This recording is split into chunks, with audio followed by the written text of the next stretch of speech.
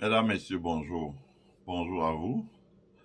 Bonjour à vous. Bienvenue sur notre chaîne Élisée Yonta, la chaîne du savoir. Je suis Élisée Yonta, analyste financier et économiste. Je vous remercie de suivre cette vidéo qui s'intitule euh, Un nouveau gouvernement au Mali, Choguel Maïga a démis de ses fonctions. À quoi faut-il s'attendre? Voilà. Partagez la vidéo sur votre page, dans vos groupes. Mettez un like sur la vidéo pour que YouTube puisse la recommander au maximum de personnes possible. Et surtout, invitez vos amis à s'abonner sur notre chaîne et abonnez-vous si vous ne l'êtes pas encore. Je fais cette vidéo pour parler du Mali. Le Mali, où il y a un nouveau Premier ministre. Le président du Mali et président de la transition, Assimi Goïta, a démis de ses fonctions le Premier ministre en fonction, Choguel Maïga. Et Choguel Maïga a été remplacé par un autre Maïga d'ailleurs. Je ne sais pas s'ils ont de la même famille, qui est Abdoulaye Maïga, hein, qui est général de corps d'armée, Abdoulaye Maïga. Et un nouveau gouvernement a été mis en place. Plus ou moins les mêmes gens ont été reconduits, à quelques exceptions près, donc pour un changement, pour une continuité de l'action gouvernementale. Voilà. D'abord, tiens à préciser que je ne suis pas un spécialiste de la politique malienne. Mais j'entends commenter cette actualité politique sous un angle. Je ne sais pas, certainement parmi vous, peut-être qu'il y en a qui ne vivent pas aux États-Unis. Je dis parce que cela m'est arrivé. Hein. Je vis en Amérique, je ne suis pas né ici. Je suis arrivé ici comme immigrant en provenance du Cameroun. Et j'ai observé quelque chose. Hein, et puis après, pour ceux qui ont déjà emprunté l'avion aux États-Unis, moi j'ai déjà emprunté l'avion et plusieurs fois emprunté l'avion, surtout sur les compagnies américaines.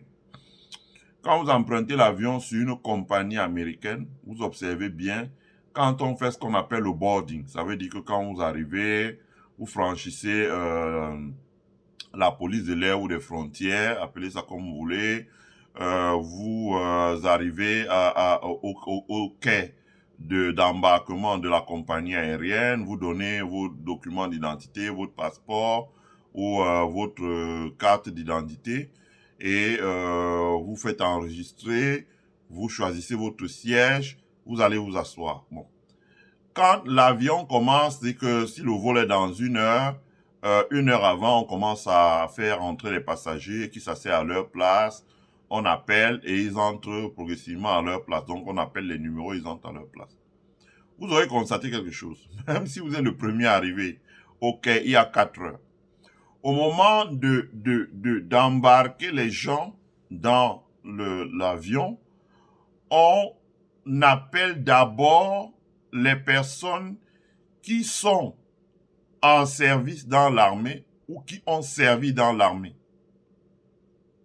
On dit, have you been or are you in the military?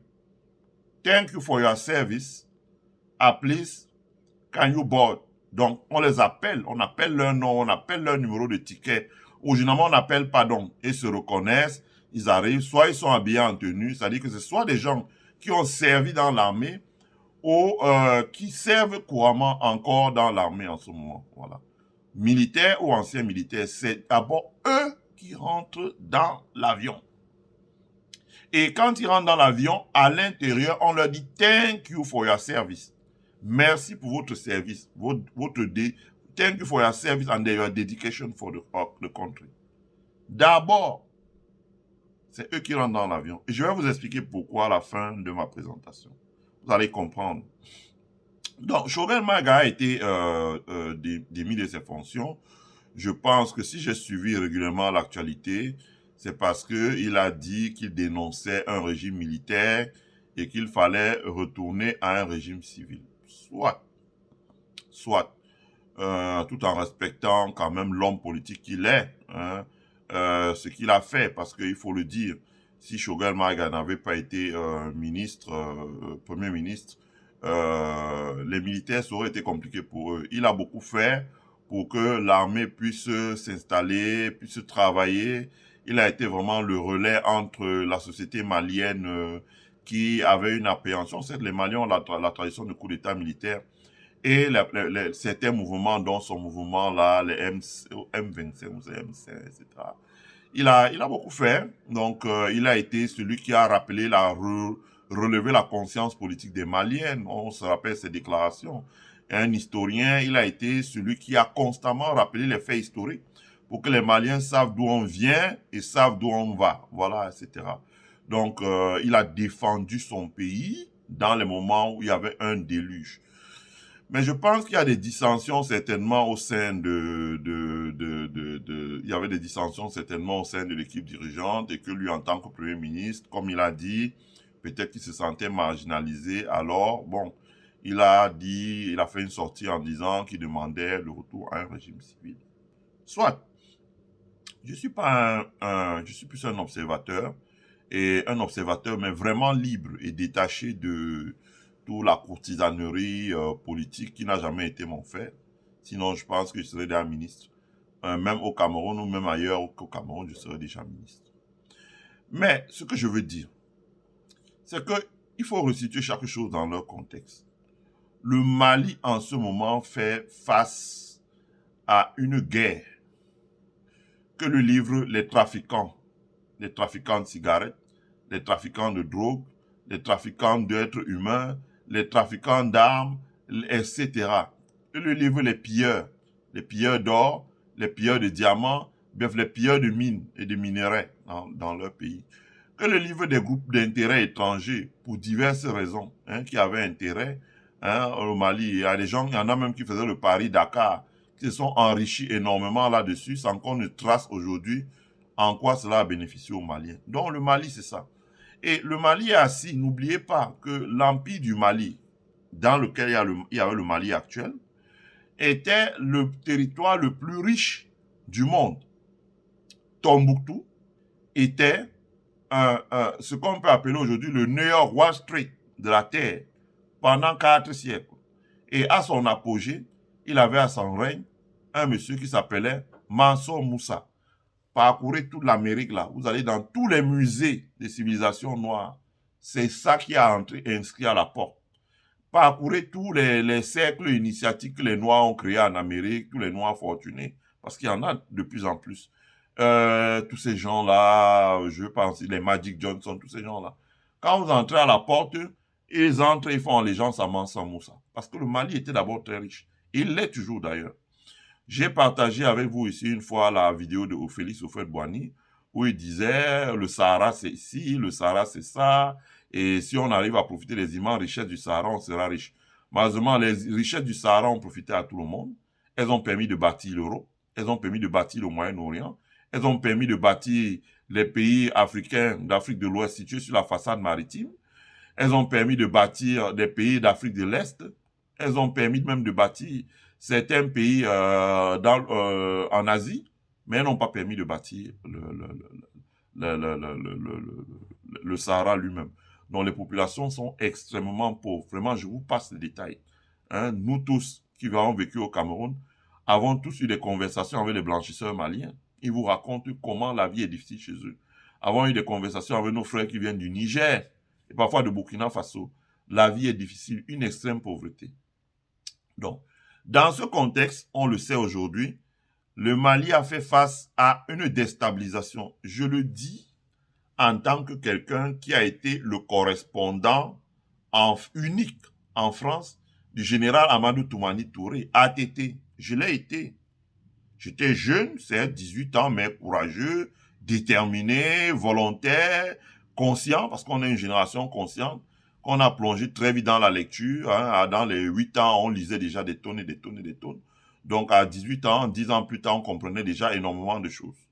Et moi, j'ai travaillé avec le général Amadou Toumani Touré, qui est décédé aujourd'hui, paix à son âme, que nous avons rencontré et invité quand il avait, après qu'il avait renversé Moussa Traoré, je n'étais même pas en France déjà, mais plus tard on l'a rencontré, le général Amadou Toumani Touré. Et il avait donné une conférence, on l'avait invité, on l'avait remercié d'être venu. Et après, moi, je me rappelle, c'est moi qui lui avais demandé, qu'est-ce qu'on peut faire pour vous?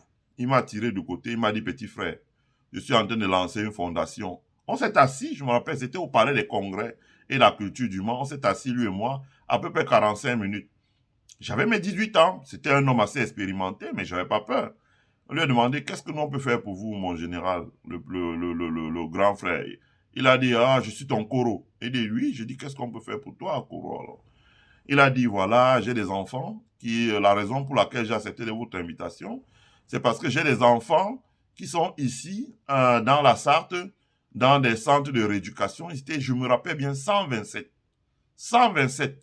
Les enfants qui sont sortis dans la rue, lorsqu'il y a eu le coup d'État contre Moussa Traoré, on a tiré sur eux à balles réelles. Beaucoup ont perdu la motricité. Je me rappelle, on est allé les rendre visite le lendemain. Je me rappelle avoir rencontré un, ça m'a fait pleurer et ça me fait pleurer quand j'y pense, qui avait pris une balle et quand on est arrivé, il avait été, je ne veux pas imiter quelqu'un qui a perdu la motricité, vous savez ce que ça veut dire. Il était paralysé sur une chaise. Et quand il a vu Amadi Touré rentrer, il a ri. Il a ri comme ça, il a souri. Et quand Amadou Touré l'a serré dans ses bras, Toumani Touré après voulait partir, le gars, il a pleuré, les larmes ont coulé. J'ai demandé encore à Amadou Touré, qu'est-ce que ça veut dire? Et c'est la dame qui était infirmière là qui m'a dit, certainement, quand il a ri, il était content de voir Amadou Touré. Et quand il pleure parce que Toumani Touré s'en va et lui ne peut pas rentrer au Mali. Et il est là tout seul et il est condamné à vivre avec cette motricité réduite là comme ça. Donc ça veut dire que la jeunesse malienne a beaucoup payé le prix de l'insurrection, de l'insécurité dans cette région-là. Je veux dire que vous vous doutez bien que quand nous faisons des directs pour soutenir les militaires au Mali, beaucoup de gens nous appellent en disant « Mais tu es malade, demain, on va parler de toi, on va prendre tes vidéos, etc. » Il dit « Mais attendez, dans un pays, je vis dans l'Amérique, la sécurité, avez-vous déjà vu une élection présidentielle en Amérique, on ne parle pas de la sécurité? Alors qu'il y a la sécurité là-dehors. Quand on parle des armes à feu, de la suppression des armes à feu, avant de faire cette vidéo, je regardais les informations dans une école, de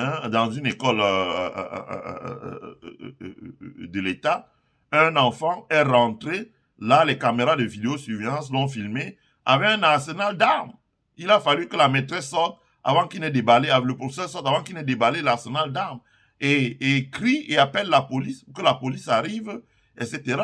Sinon, il ouvrait son arsenal, il faisait feu et tuait les gens. Non, la sécurité dans un pays est quelque chose de très important. Parce que, faute pour l'État de délivrer, comme on dit en anglais, délivrer la sécurité, en un espace de 10 minutes, c'est des vies humaines qui tombent. C'est des vies humaines qui tombent. Donc, vous imaginez déjà les problèmes de sécurité. Nous, on a connu ça. Il n'y avait pas Facebook. Il n'y avait même pas les télévisions comme aujourd'hui. On a accompagné Amadou Toumani Touré pour voir les enfants maliens.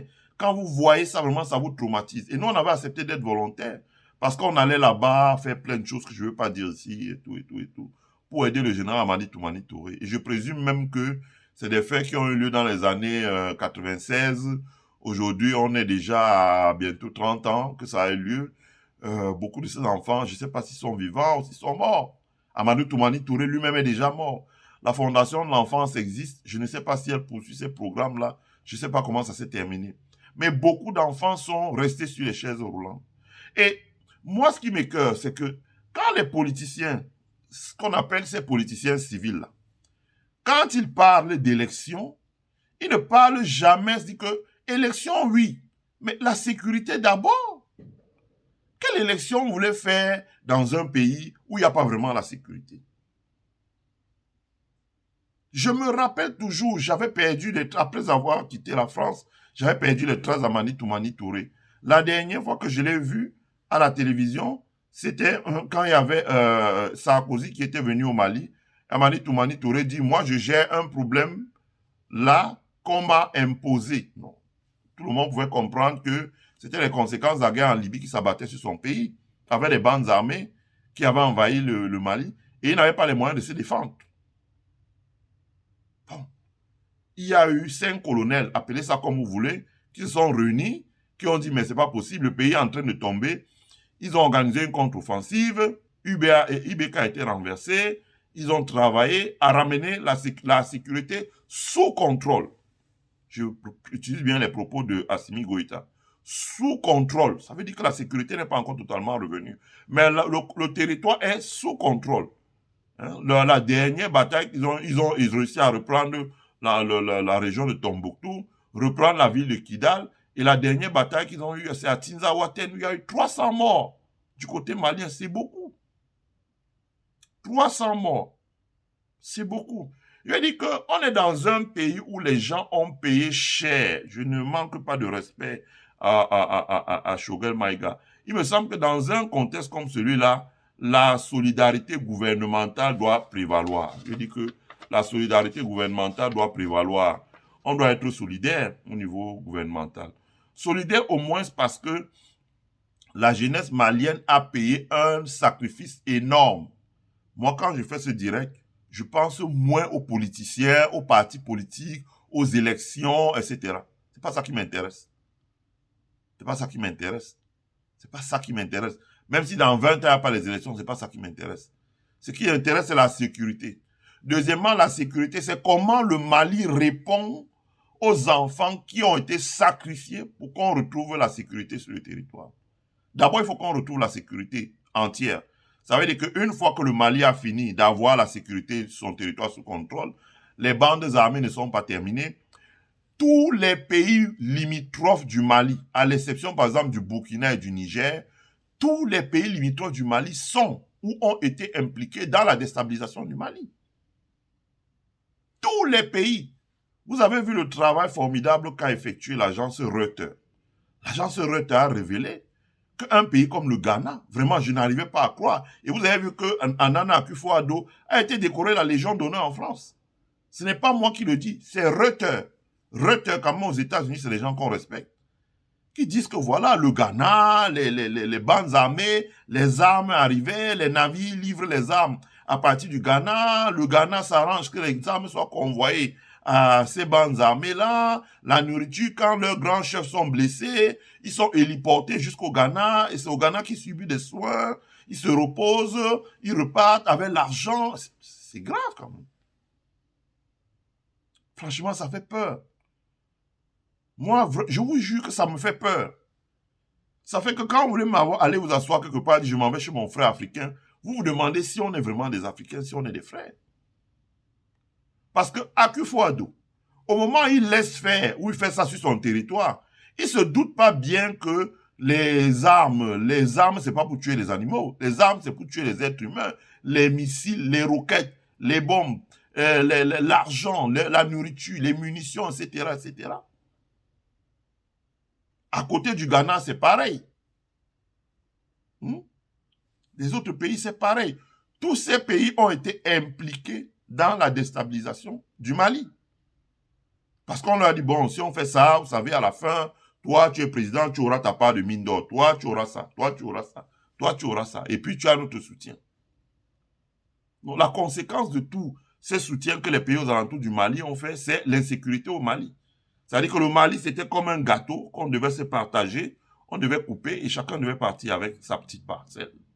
Donc, maintenant que avec l'appui des pays comme la Chine, qui ont compris quand même les réclamations des Maliens, avec l'appui des pays comme la Russie, avec l'appui des pays comme les États-Unis, même si les Maliens ne le diront pas, mais je ne veux pas entrer dans les détails, parce que je rappelle que les premiers mémos qui ont été rédigés sur l'insécurité au Sahel ont été rédigés par une Malienne.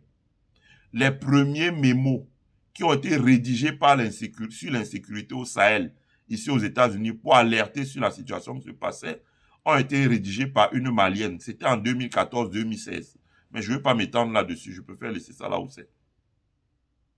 Donc, le Mali aujourd'hui, la priorité pour le Mali, c'est de verrouiller sa sécurité nationale. Par exemple, en mettant en place des satellites qui sont en train de vouloir mettre de haute altitude, ces satellites-là vont permettre d'avoir une surveillance du territoire. Ça veut dire que d'implémenter les choses comme la reconnaissance faciale. Ça veut dire que quand vous êtes par exemple quelqu'un impliqué dans la déstabilisation votre fichier est connu, vous êtes connu, fichier, on a votre photo avec votre identité, on met des logiciels de reconnaissance faciale dans les aéroports, dans les supermarchés, etc., etc. Il suffit que vous passez et que ça reconnaît votre visage pour que vous soyez interpellé. Vous soyez interpellé rapidement. Ça permet de renforcer la sécurité nationale, l'échange de données, la consultation de bases de données rapidement. Vous pouvez être en train de circuler à bord d'un véhicule qui a une fausse plaque d'immatriculation. Ça permet de se faufiler pour aller engager une déstabilisation. Le policier peut intercepter la plaque d'immatriculation et s'assurer que c'est une fausse plaque d'immatriculation. Voilà. Puisqu'il veut faire une confédération en plus. Donc, il faut ça. Au-delà de la charte de l'État Gourma, il faut cela pour pouvoir contrôler le mouvement sur le territoire malien. Il faut sécuriser les frontières. Par exemple, en construisant des murs en béton, armés, anti-pare-feu, et en creusant des tranchées, même de 10 mètres de hauteur, 10 mètres de profondeur, pour que les gens ne puissent plus passer comme ça pour entrer dans le Mali. Il faut construire des murs dans certaines frontières, où vient la déstabilisation du Mali. Vous voyez que l'Amérique ici est en train de construire un mur anti-pare-feu. Il faut construire des murs. Il y a beaucoup de choses à faire. Il faut redonner la capacité de travail à l'armée, les moyens de surveillance. Sinon, le Mali ne sera jamais en paix. Parce que le Mali est convoité par de gros intérêts qui viennent de l'étranger, qui se sont servis et qui se serviront encore. Vous avez des grands cartels en Amérique latine qui veulent passer par le Sahel et pour pouvoir transporter quels que soient les marchandises objets de leur trafic, et de pouvoir les sortir directement sur les ports de Djibouti ou les ports de Khartoum et aller au Moyen-Orient, aller en Europe à travers l'Est ou bien aller en Asie. Tout ça, il faut que le Mali maîtrise sa sécurité. Alors, dans ce contexte, on n'en a pas fini avec la sécurité, que les gens disent déjà les élections. Quelles élections? Je pense qu'il faut que les gens fassent l'union sacrée pour régler les problèmes de sécurité. Si on repart aux élections et que demain, là, ils recommencent encore à avoir les problèmes, on fait comment? On refait encore un coup d'État. Il faut en parler. Deuxièmement, moi, le plus important, c'est les sacrifices de la jeunesse malienne. C'est pour ça que je vous parlais des militaires aux États-Unis. Toutes les compagnies américaines sur le territoire américain, avant que vous empruntez l'avion, les premiers à rentrer dans l'avion, ce sont les militaires. Pourquoi les militaires sont les premiers à rentrer dans l'avion? Parce qu'on considère que les militaires ont consenti d'énormes sacrifices. Quand ils vont au front, ils meurent. Il y en a qui rentrent vivants, ils ont les pieds amputés. La dernière fois, sur notre campus ici, là, on recevait un gars, il est sorti de MIT. Il avait 22 ans, il s'est engagé, il est parti sur le front de la guerre en Irak. Je crois qu'il doit avoir peut-être maintenant 50 ans. Il est parti sur le front de la guerre en Irak. Arrivé là-bas, hein, il était dans la Navy SEALs. Il a passé tous les tests, il a accédé à la Navy SEALs. Il est allé sur le front de la guerre en Irak et il a perdu les 2 pieds. Il était dans un véhicule qui a sauté sur une mine, il a perdu les 2 pieds. Il marche avec des béquilles sur une chaise roulante. Vous voyez, c'est des sacrifices énormes. Alors, imaginez que dans un contexte, on dit seulement les élections. Non, je pense que les leaders politiques de cette civile-là, dans un pays comme le Mali, doivent respecter le sacrifice que beaucoup d'enfants, beaucoup de familles ont donné leurs enfants pour qu'ils aillent mourir, pour que le Mali retrouve la sécurité. Il faut d'abord que le Mali règle la question de sa sécurité, de son territoire. La vie d'une nation, c'est zéro. Tombouctou, là, ça existait en l'an 600. En l'an quoi? 115. 115, ça veut dire il y a 19 siècles. Et le Mali est toujours là aujourd'hui. C'est zéro, quoi. Même 20 ans, c'est zéro dans la vie d'un peuple. Mais il faut d'abord qu'on règle les problèmes de sécurité. Qu'on ramène la sécurité sur le territoire. Qu'on verrouille la sécurité du pays. Ça veut dire que le Mali soit capable de dire, si une menace vient par l'Algérie, si une menace vient par la Côte d'Ivoire, si une menace vient par le Ghana, si une menace vient par le Sénégal, si une menace vient par la Gambie, par la Guinée, nous sommes capables de faire face à la menace. Nous avons les hommes, nous avons les moyens, nous avons les équipements, nous sommes entraînés, nous pouvons voir la menace. Ça, le Mali doit être capable de le faire. D'abord, là, en ce moment.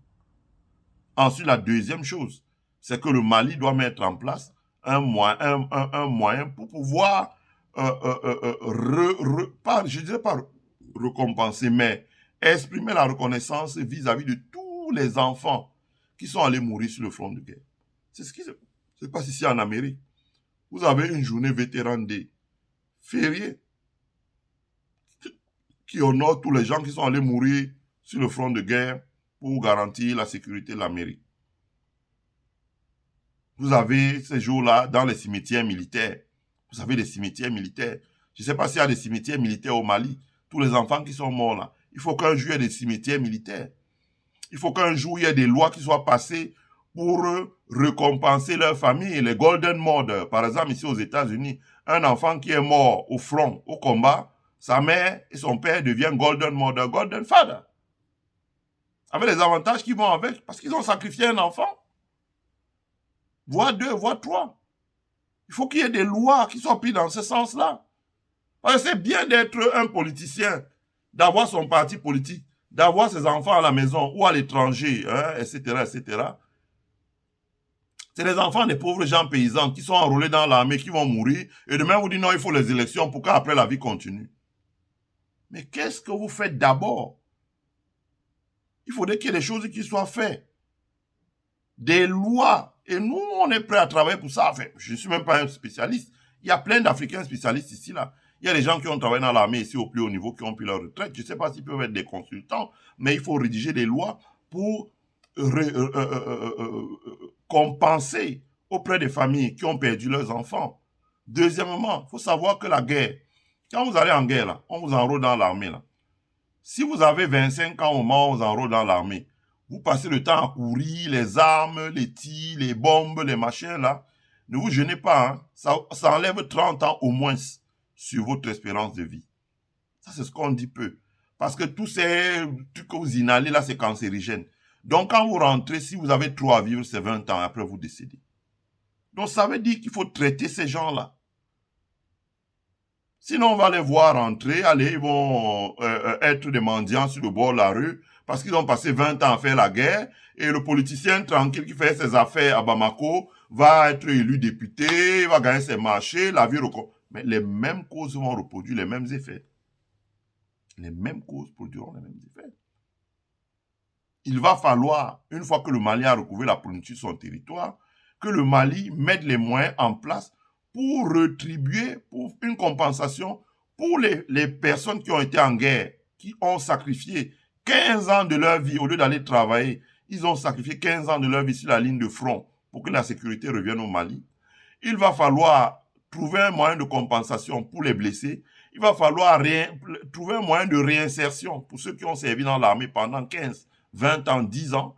Et il va falloir enfin trouver un moyen de compensation pour les familles qui ont perdu un enfant au front. Ça, j'aimerais le dire à l'attention du Premier ministre Choguel Maïga.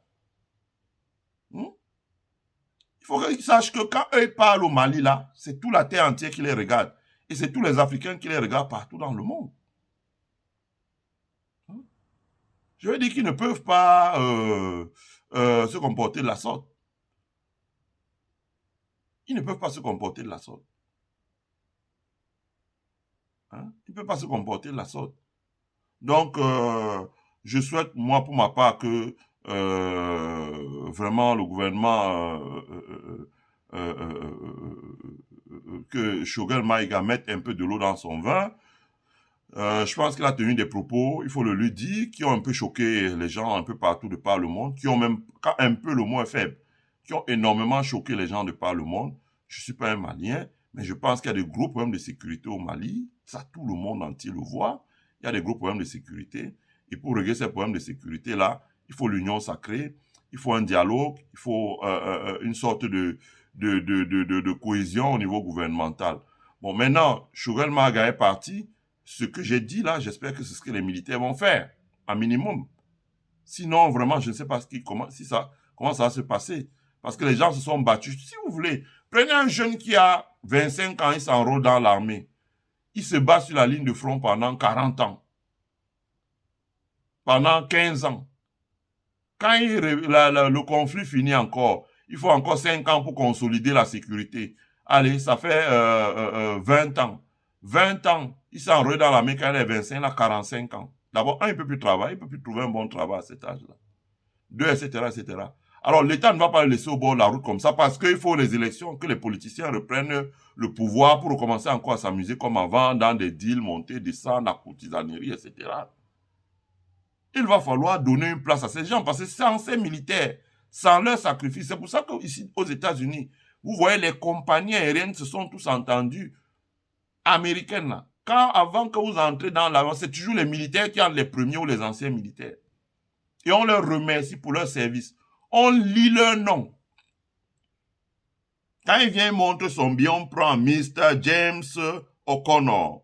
You have been serving in the military for 10 many years. In the name of our company, we want to thank you for your service. Les gens applaudissent. Il entre dans l'avion. Qu'il soit en fonction, qu'il ne soit pas. Les gens qui vivent aux États-Unis peuvent me démentir. Les gens qui posent ces actes-là ne sont pas fous. Parce qu'ils savent que sans ces militaires-là, sans ces sapeurs-pompiers, etc., etc., la vie ne serait pas ce qu'elle est. Donc, pour ma part, je pense que cette vidéo, ce n'est pas une vidéo pour attaquer qui que ce soit, mais c'est quand même pour que on n'oublie pas le sacrifice que le lourd tribut qu'ont payé la jeunesse et les familles maliennes en donnant des enfants dans l'armée pour que la sécurité commence à revenir, soit sous contrôle et demain soit consolidée. J'ai écouté une vidéo de Pascal Affinguessan qui raconte plein de conneries, mais franchement, ça ne me trompe pas, c'est du niveau qu'il est, quoi, je veux dire. Et vous pouvez suivre la vidéo que je vais faire après à Ousmane Sanko, qui, les gens disent qu'il n'a pas représenté un changement. S'il a représenté un changement, ce qu'il a permis de donner un coup de pied au cul de toute cette vieille génération de politiciens qui ne parlent que de eux, je. Ils ne parlent jamais de leurs enfants. On lui demande les enfants que vous avez amenés en route. Il dit, on va investiguer. Toufi Kouamou dit, mais vous avez investigué quoi? Ça s'est passé devant nous. Il dit, oui, en tout cas, on va voir. Donc, franchement, il faudrait que le Premier ministre Choguel Maïga ou l'ancien Premier ministre mette un peu de l'eau dans son vin et que on va voir, comme je vous ai dit, nous allons faire le monitoring de la gouvernance, mais également partager les idées qui peuvent être intéressantes parce que je pense que l'un des gros enjeux de ce qui va se passer en Afrique dans le futur, c'est le Sahel. Si le Sahel parvient à s'en sortir, à se redresser, à se mettre sur une courbe ascendant en termes de développement économique, etc., c'est que vous allez voir, ça va beaucoup changer de paradigme sur le continent africain. D'abord parce que il y aura assez de place pour aller investir les capitaux. Hein, vous avez vu un banquier camerounais qui s'est fait saisir sa banque, qui s'est fait saisir sa banque en Afrique centrale, pour des raisons que je ne vais pas énumérer là. Et qu'est-ce qu'il a fait? Il a pris l'avion, il allait s'installer en Côte d'Ivoire et le montant qu'on avait payé, il a réinvesti ça au Mali. Il a réinvesti ça au Mali. Il a créé notre banque au Mali. Pourquoi il commence à investir au Mali? Parce que la sécurité revient, parce que le leadership qui est là, c'est prendre des décisions, parce que le leadership qui est là est hors des pressions des groupes d'intérêts étrangers, etc., etc. Mais c'est le point de départ. Tout ça aussi, on va regarder. Nous aussi, on a les capacités de lever des capitaux énormes et de concevoir des projets. On en a des paquets maintenant. Et le moment venu, dès que les clignotants seront à peu près orange, on va plonger à Bamako pour investir.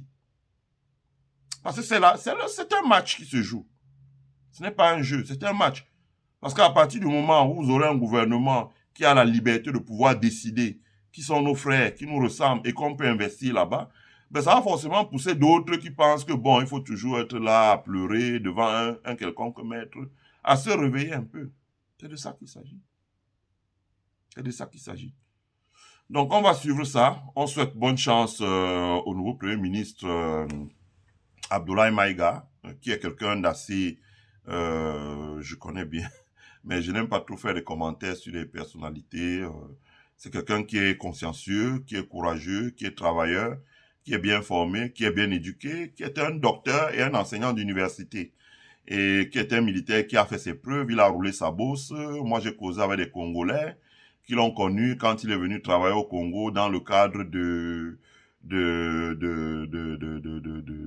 contingent de l'ONU, qui le décrivent comme quelqu'un qui travaille 16 heures par jour, qui a bossé dur, qui a fait beaucoup de choses, Et vraiment, on le souhaite bonne chance. Hein, on le souhaite bonne chance. Je dirais que c'est pas un changement, c'est simplement la continuité. Et on espère que, je l'ai vu et je ferai un direct dessus, sur le salon de l'aviculture de Bamako, donc où il était venu représenter le gouvernement à l'ouverture de ce salon de l'aviculture. J'espère qu'il continue dans cette lancée parce que la guerre, seulement la guerre ne peut pas ramener la sécurité. La guerre, il faut relancer l'agriculture pour que les gens qui rentrent dans les campagnes aient quelque chose pour pouvoir vivre. Il faut relancer l'aviculture, il faut relancer l'élevage, il faut penser à l'eau, il faut penser aux terres arables, aménagées, irriguées, pour que les gens puissent commencer à pratiquer l'agriculture. Il faut développer la formation professionnelle pour les jeunes, l'apprentissage, etc., l'éducation de base, l'éducation secondaire, technique. Il faut subventionner l'économie pour que les investisseurs puissent créer des entreprises pour employer les gens. Sinon, ces gens sont à la merci des bandits qui peuvent les récupérer et les utiliser pour faire beaucoup de choses qui vont heurter la sécurité nationale du Mali. Donc, bonne chance à Abdoulaye Maïga, bonne chance à son nouveau gouvernement. Je remercie tous ceux et ceux qui ont suivi cette vidéo. Je vous prie de la partager sur votre page et surtout mettez un like sur la vidéo pour que la vidéo YouTube puisse la recommander au maximum de personnes. Abonnez-vous sur notre chaîne, c'est la chaîne du savoir. Et surtout, invitez vos amis à s'abonner massivement sur notre chaîne, car le meilleur ici reste à venir. Passez une bonne journée et surtout une bonne semaine. Bye.